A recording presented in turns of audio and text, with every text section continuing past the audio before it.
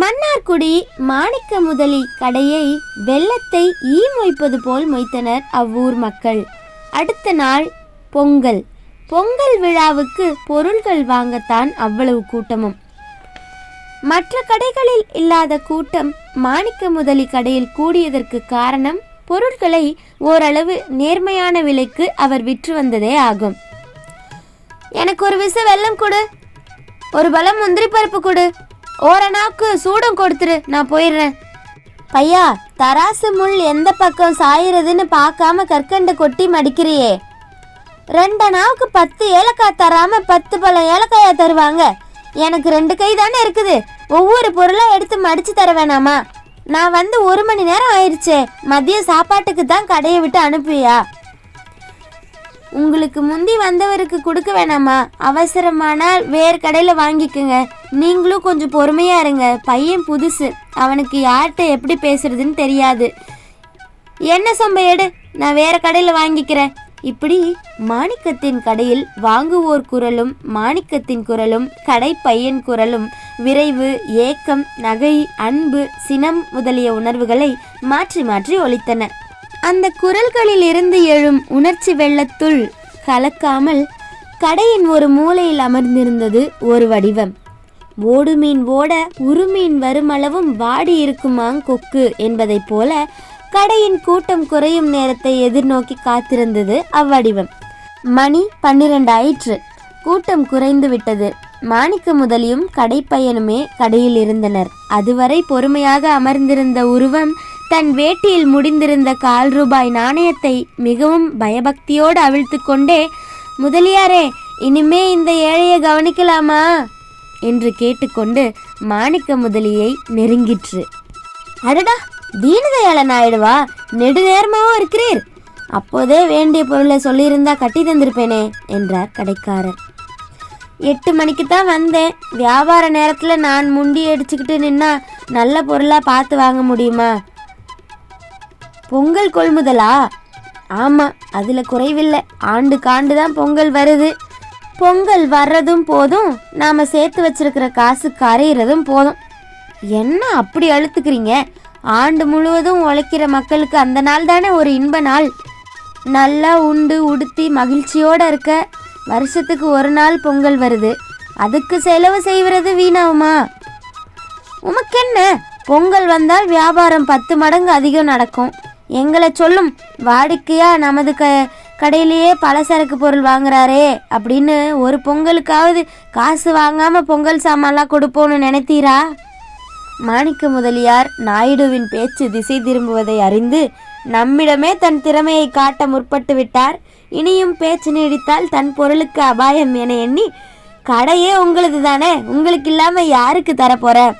உங்ககிட்ட இருக்கிற பணமே 10 தலைமுறைக்கு போதும். இந்த கடையையே கொடுத்தாலும் உங்ககிட்ட இருக்கிற பொருளில் 100க்கு 1 பங்கு கூட ஆகாது என்று சிரித்து கொண்டே கூறி, ஐயாவுக்கு என்னென்ன தேவை பையா, ஐயா கேட்குறதெல்லாம் விரைவாக மடிச்சு கொடு என்று பையனுக்கு ஆணையிட்டார். முதலியாரே, நீர் மிகவும் கெட்டிக்காரர். பேச்சை எப்படி திருப்பி விட்டீர்? வியாபாரி அல்லவா, இப்படி பேசினால்தானே பிழைக்க முடியும் என்று கூறி சிரித்துவிட்டு, நீர் ஒன்றும் சும்மா தர வேண்டாம், காசுக்கு 4-5 சாமான்களை கொடும், நான் வீட்டுக்கு போறேன் என்றார் தீனதயாளர். பையன், என்ன வேணும் உங்களுக்கு என்று கேட்டுவிட்டு அவர் விடையை எதிர்நோக்கி நின்றான். தீனதயாளர், நல்ல வெள்ளமா ஒரு பலம் போடு, 1/4 அணாவுக்கு ஏலக்காயும் முந்திரி பருப்பும் கட்டு. முந்திரி முழு பருப்பாக இருக்கட்டும், கற்கண்டும் திராட்சையும் 1/4 அணாவுக்கு போடு என்றதும் கடைப்பையன் விழித்தான். இதுதான் பொங்கல் சாமானா என்ற வினாக்குறி அவன் முகத்தில் வளைந்து நின்றது. அந்த நேரத்தில் கடைக்கு ஒருவர் வந்தார். அவரை நாயுடு பார்க்கவில்லை. என்ன பையா விழிக்கிறாய்? விரைவாக எடுத்து வை, இப்படி மசன்னு நின்னா எப்படி? அதுதான் கூட்டம் குறைய இவ்வளவு நேரமாகிறது போல் இருக்கே. சுறுசுறுப்பாக எடுத்து மடி. கட்டி சூடம் இருக்கா? வில்ல சூடம் வேண்டாம். பாரத் சாம்பிராணியும் மட்டிப்பால் வத்தியும் இருந்தா 3ஐயும் சேர்த்து 1/4 அணாவுக்கு போடு, மீதி இருந்தால் எதுக்காவது பயன்படுத்திக்கலாம் என்றார். ஐயா, ஏலக்காய் 1/4 அணாவுக்கு 1 கூட கிடைக்காதே. கட்டி சூடம் 1 அணாவுக்கு கேட்டாலே கிடையாது. 2 அணாவுக்கு தான் ஒரு மிளகளவு கிடைக்கும். நீங்கள் 1/4 அணாவுக்கு கட்டி சூடமும் மட்டிப்பால் வத்தியும் பாரத் சாம்பிராணியும் கேட்குறீங்களே என்றான் பையன். முதலியாரே, உங்க பையன் பெரிய மண்டி கடையில் வேலை பார்த்தவன் பேசுற பெரும் பேச்சு பேசுறானே. இந்த கடைக்கு வர்றவங்க கோடீஸ்வரனும் வீச கணக்குலையும் மனு பாரம் கணக்குலையும் வாங்குவாங்கன்னு நினச்சிட்டான் போல் இருக்குது என்று முதலியாரை நோக்கி கூறினார். பையன் கடைக்கு புதுசு, உங்கள் பட்டியலை கேட்டதும் மிரண்டுட்டான்.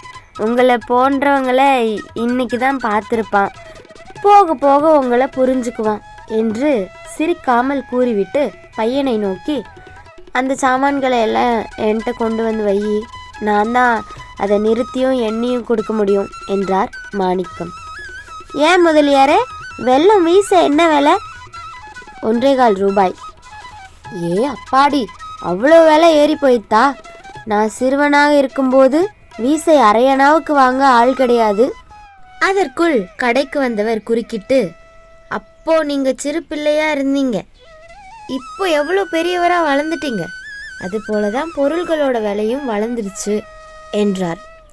ஓ சுந்தரம் பிள்ளையா, நீர் எப்போது வந்தீர்?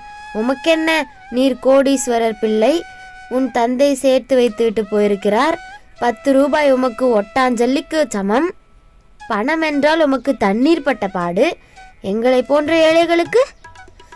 ஆமாம், என்னை போல் எல்லாம் வளர்ந்து விட்டது என்றால் அரையனாவும் இவ்வளவு நாட்களுக்குள் 1.25 ரூபாயாக வளர்ந்திருக்க வேண்டுமே, அது ஏன் வளரவில்லை? அது அன்றும் அரையனாதான், இன்றும் அரையனாதான், அதை வளரச் செய்ய நீர்தான் ஒரு வழி சொல்லுமே என்று ஏளனமாக கூறினார் தீனதயாளர். தன் வாத திறமையால் சுந்தரம் பிள்ளையை வென்றுவிட்டோம் என்ற பெருமிதம் அவர் முகத்தில் பளிச்சிட்டது. என்ன நாயுடு, அப்படி சொல்லிவிட்டீர்? உம்மிடம் அப்போதிருந்த அரையனா எத்தனையோ ரூபாய் மதிப்பில் வளர்ந்திருக்குமே. நீர் அரையனா பிறருக்கு கடன் கொடுத்தால் திருப்பி தரும்போது 1 அணாவாக கொடுக்க வேண்டும் என்ற உறுதிமொழியோடு கொடுப்பீர். 1 மாதம் கழித்தால் 1.5 அணா திருப்பி தர வேண்டும் என்பீர். ஒரு அரையனாவே 1 மாதம் கடந்தால் 2 குட்டிகளை போட்டு 1.5 அணாவாக மாறும். இப்படி குட்டி போட்ட வட்டி தொகையும் சேர்ந்து அவையும் தனித்தனி குட்டியாக போட்டிருக்கும். அப்படி கணக்கு பார்த்தால் அரையனா 1000 மடங்கு வளர்ந்திருக்கும் என்றார். தான் தகாத வட்டி வாங்கும் குட்டு வெளியாவதை அறிந்தார் நாயுடு. பிள்ளைவாள், நீர் உம்மை ஊரார் புகழ வேண்டும் என்பதற்காக பள்ளிக்கூடம், அறச்சாலை, மருத்துவ விடுதி, ஏழைகளுக்கு உணவு, உடை என்று உமது பெற்றோர் சேர்த்த பொருளை நீராக செலவழிக்கிறீர். பணமெல்லாம் கரைந்ததும் புகழ்தான் மிஞ்சும். இப்போது வள்ளல் என்று புகழும் ஒருவன் கூட அப்போது உம்மை திரும்பி பார்க்க மாட்டான். புகழை வைத்துக்கொண்டு வயிற்றை நிரப்ப முடியுமா? புகழ் புகழ் என்று அலைகிறீர். பொருளை சேர்த்து வைப்பதுதான் கடினம், அழிப்பது கடினமா? ஐயா, நான் புகழுக்காகவா செலவழிக்கிறேன்? பசித்தவர் முகம் நம் உதவி பெற்றதும் மலரும் மலர்ச்சியை காண்பதே இன்பம். பொருளை சேர்த்து வைப்பது எங்கே என்று தெரியுமா? வள்ளுவர் கூறும் கருத்து என்ன தெரியுமா? பொருள் அற்றவரின் கொடிய பசியை போக்குக, அதுதான் பொருள் பெற்ற ஒருவன் தன் பொருளை சேர்த்து வைக்கும் இடமாகும் என்ற கருத்தில் அற்றார் அழிப்பசி தீர்த்தல் அஃதொருவன் பெற்றான் பொருள் வைப்பழி என்று கூறியுள்ளார். உண்ணாமல் உடுக்காமல் பிறருக்கும் கொடுக்காமல் சேர்த்து வைத்த பொருளை சாகும்போது கூடவே கொண்டு போக போகிறோமா?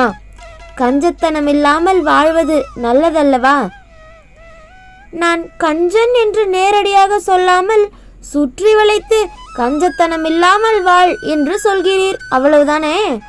வள்ளல் வாயால் கஞ்சன் என்ற பட்டம் பெறுவது எவ்வளவோ நல்லது. பிள்ளைவாள், வணக்கம்.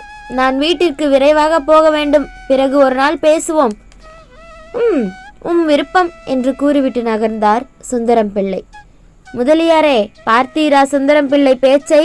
அவரை போல் நான் இருந்தால் 1 மாதத்தில் திருவோடும் கையுமாக தெருவில் அலைய வேண்டியதுதான். அவர் கிடக்கிறார், பிழைக்க தெரியாதவர் என்று பெருமூச்சு விட்டார் நாயுடு. இவர்கள் உரையாடல்களுக்கிடையில் முதலியார் தீனதயாளர் கேட்ட பொருள்களை மனதுக்குள் அவரை திட்டிக் கொண்டே மடித்து வைத்திருந்தார். கணக்கு என்ன ஆயிற்று என்றார் நாயுடு. கடைக்கு இழப்பு என்று மனதில் கூறிக்கொண்டு வெளிப்படையாக வெல்லம் 1 பலம் அரையனா, ஏலக்காய் முந்திரி பருப்பு காலனா, கற்கண்டு திராட்சை காலனா, சூடஞ்சாம்பிராணி வத்தி காலனா 8 சாமானும் 1 காலனா ஆயிற்று என்று தொகையை நீட்டி முழக்கினார் முதலியார். 1 காலனாக ஆகிவிட்டதா? இன்னும் புது பானை பால் எல்லாம் வாங்க வேண்டும். இந்த பணத்தில் 1 காலனா போய்விட்டால் 2.75 தான் இருக்கிறது. இது நாயுடுவின் ஏக்கக்குரல். சென்ற ஆண்டு பொங்கலுக்கு 1.5 அணாவுக்கு சாமான் போட்டீர்கள். இந்த ஆண்டு காலனாவை குறைத்து விட்டீர்களே. இன்னும் கரும்பு மஞ்சள் கொத்து வாங்கவில்லையே. அவையும் வாங்கினால் கொஞ்சம் தொகை கூடும்.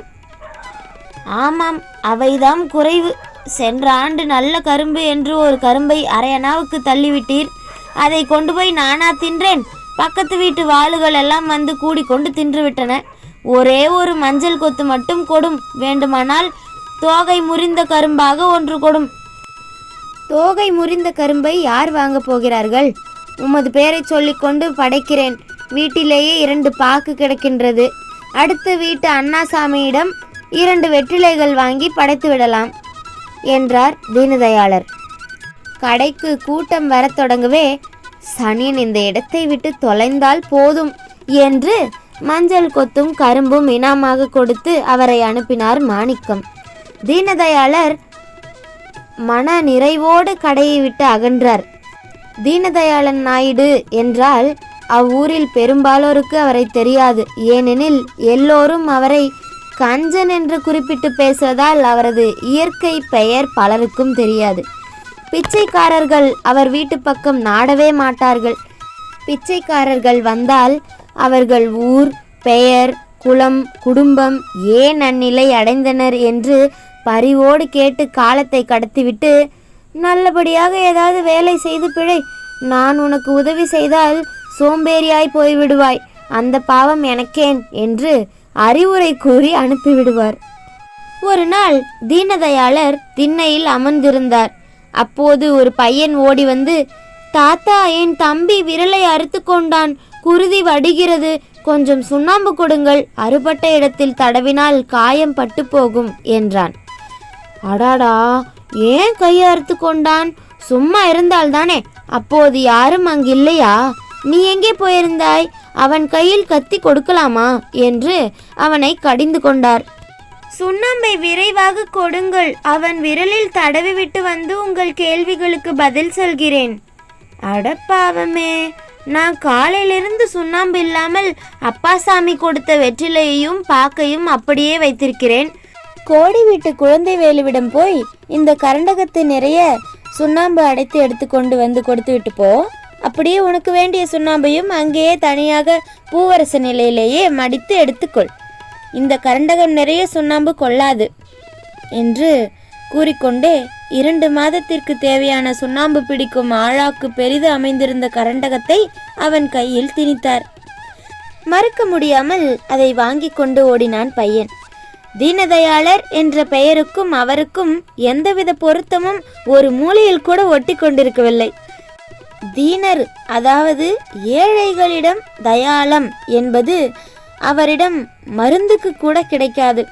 கண்ணில்லாதவனுக்கு கண்ணாயிரம் என்றும் காலொடிந்தவனுக்கு தாண்டவராயன் என்றும் பெயர் இருப்பதைப் போல் இரக்கமற்ற கஞ்சனாகிய நாயுடுவுக்கும் தீனதயாளர் என்ற பெயர் இருந்தது.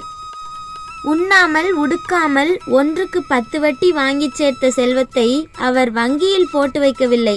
ஏனென்றால் தன்னிடம் எவ்வளவு செல்வம் உண்டு என தெரிந்துவிடும் என்பதற்காகவும், வங்கியில் இருந்தால் கையில் உள்ள செல்வம் குட்டி போடுவது போல் போடாது என்பதாலும் தானே வைத்திருந்தார். பெரும்பகுதி பணத்தை ரூபாய் நோட்டுகளாக வைத்திருந்தால் கரையான், தீ முதலியவற்றால் தீங்கு நேர்ந்துவிடும் என்று அஞ்சி தங்கமாகவே வைத்திருந்தார். இரும்பை எறும்பு மொய்க்குமா? தீனதயாளரின் உள்ளம் இரும்பாய் இருந்ததால் அவ்வூர் மக்கள் அவர் வீட்டு பக்கம் நாடுவதே இல்லை. அவர்தான் தமக்கு ஏதேனும் பொருள் தேவை என்றால் ஒவ்வொரு வீடாக சென்று திரும்புவார். சில நாட்களில் காலை சிற்றுண்டி ஒரு வீட்டிலும் சாப்பாடு ஒரு வீட்டிலும் சாப்பிட்டு நாளை போக்கி விடுவார். அவர் வீட்டில் அடுப்பு புகையாவிட்டால் கூட அவர் வயிற்றில் பசி புகையாது. சுந்தரம் பிள்ளையிடம் இருந்த செல்வமெல்லாம் கரையவே அவர் ஏழையாகிவிட்டார். ஏழையான போதிலும் தன்னால் முடிந்த உதவிகளை செய்து கொண்டுதான் இருந்தார். அதை கண்ட தீனதயாளர், பார்த்தீர்களா சுந்தரம் பிள்ளையின் நிலையை? அவரிடம் பலமுறை கூறினேன், அவர் கேட்கவில்லை. இப்போது யாராவது அவர் நிலையை கண்டு இறங்குகிறார்களா? அவர் உதவியால் படித்து பட்டம் பெற்று ஆயிரக்கணக்கில் சம்பாதிக்கும் ஒருவன் கூட அவரை திரும்பி பார்க்கவில்லை. அவருக்கு மிஞ்சியதெல்லாம் புகழும் வீடும் தான். வீடு கூட மிஞ்சாது போல் இருக்கிறது, அதற்கும் விலை பேசிக் கொண்டிருக்கிறார் என்று ஒவ்வொருவரிடமாக கூறுவார் தீனதயாளர். ஒரு நாள் சுந்தரம் பிள்ளைக்கு தந்தி ஒன்று வந்தது. அதில், முதற் பரிசு உமக்கு விழுந்திருக்கிறது. பரிசு தொகை ரூபாய் 5 லட்சத்தையும் இன்னும் 8 நாட்களில் பெற்றுக்கொள்ளலாம் என்று எழுதப்பட்டிருந்தது. அவர் எப்போதோ யாருடைய வற்புறுத்தலுக்காகவோ ஏதோ ஒரு நிலையத்தார் நடத்திய பரிசு போட்டிக்கு 1 ரூபாய் கொடுத்து ஒரு சீட்டு வாங்கியிருந்தார். அது அவருக்கே நினைவில்லை. தந்தியை கண்டதும் அந்த சீட்டை தேடி எடுத்தார். அவருக்கு பரிசு கிடைத்த செய்தி காட்டுத்தீயை போல் எங்கும் பரவியது. கொடுத்து கெட்டவர்கள் இல்லை என்பது உண்மை என்று சிலரும், இறைக்கின்ற கிணறுதான் சுரக்கும் என்று சிலரும், கஞ்சன் தீனதயாளனுக்கு பரிசு விழாமல் சுந்தரம் பிள்ளைக்கு விழுந்ததே அதுவே போதும் என்று சிலரும் பேசிக்கொண்டனர். சிலர் தீனதயாளரிடம் சென்று, நீங்களும் ஏழைகளுக்கு உதவினால் சுந்தரம் பிள்ளைக்கு கிடைத்தது போல் பரிசு கிடைக்கும் என்று கூறினார். அது சரி, பரிசு விழாமல் போய்விட்டால் சுந்தரம் பிள்ளை பஞ்சையானது போல்தானே நானும் பஞ்சையாக வேண்டும். எனக்கு வேண்டாம் அந்த நச்சு தேர்வு. நீங்கள் உங்கள் வேலையை பார்த்து கொண்டு போகலாம் என்று கூறிவிட்டார். அடுத்த நாள் காலையில் தீனதயாளர் வீட்டிலிருந்து, ஐயோ போய்விட்டதே, கடவுளே உனக்கு கண்ணில்லையா? வாயை கட்டி வயிற்றை கட்டி சேர்த்தேனே, யாரோ பாவி திருடிக்கொண்டு போய்விட்டானே என்று வயிற்றிலும் முகத்திலும் மறைந்து கொண்டு அழும் ஓசை கேட்டது. ஊர் மக்கள் அவர் வீட்டுக்குள் சென்று பார்த்தனர். நாயுடு தலைமேல் கை வைத்து அழுது கொண்டு, எங்கே அடுக்கும் இந்த கொடுமை? 30 ஆண்டுகளாக சேர்த்து வைத்தேன். அதை சேர்க்க எவ்வளவு பாடுபட்டேன். 500 பொன்னையா, அப்படியே போய்விட்டதே என்று வாய்விட்டு அழுதார். ஊரினர், நாயுடு கவலைப்படாதீர், போலீசில் சொல்லி திருடனை கண்டுபிடித்து விடலாம் என்று தேற்றினர். சிலர், கஞ்சன் காசெல்லாம் இப்படித்தான் போகும் என்று முணுமுணுத்தனர்.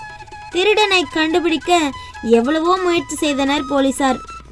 தீனதயாளரும் இழந்த தங்கத்தை அடைய கையில் இருந்த பொருளையும் இழந்தார். தங்கமும் அகப்படவில்லை, தங்கத்தை திருடியவனும் அகப்படவில்லை. அதே ஏக்கத்தில் நாயுடு படுத்த படுக்கையாகிவிட்டார். சில நாட்களில் அவரது உடலில் ஒட்டி கொண்டிருந்த உயிர் அதை தனியே விட்டுவிட்டு சென்று விட்டது. அவர் இறந்ததை எண்ணி ஒருவர் கூட கண்ணீர் விடவில்லை. ஐயோ பாவம் என்று கூட இரக்கப்படவில்லை. பிறர் தம்மீது இரக்கம் கொள்ளும்படி அவர் நடந்திருந்தால் இரக்கப்பட போகிறார்கள். ஈத்துவக்கும் இன்பம் அறியார்கொல் தாம் உடைமை வைத்து இழக்கும் வன்கணவர்.